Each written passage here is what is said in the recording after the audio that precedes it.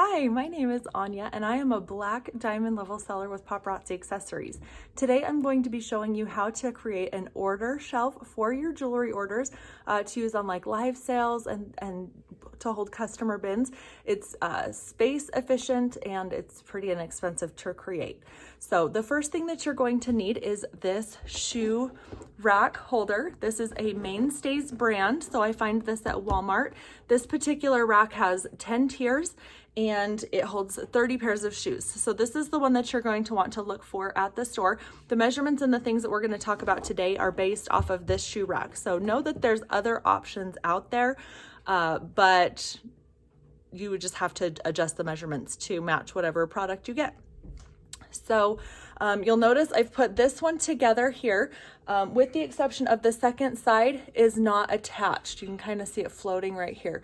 And the reason for that is we want to create these little hammocks is what we call them.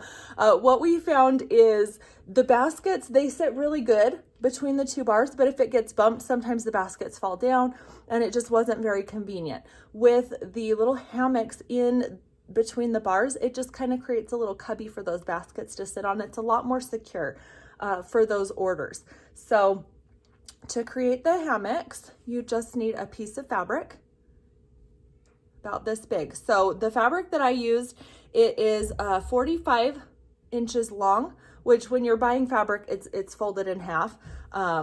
So it's about 22 inches for the singular panel for the shelf, and then this way is 12 inches. Now, if the numbers and things are throwing you, it's fine. I'm going to have all of this written out in a tutorial on my website, paparockstars.com, so you can head over there and look for the written out tutorial as well. Okay, but just know, if you like the videos better, this is 22 inches wide. You can see that I've just done a quick, simple straight stitch right here just to keep it from fraying on this edge and on the other edge as well.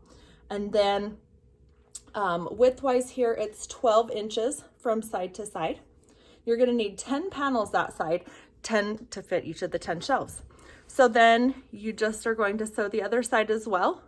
You don't need to like stitch it under or anything like that, and it doesn't need to be a fancy stitch. It's just straight, just like driving a car, straight down.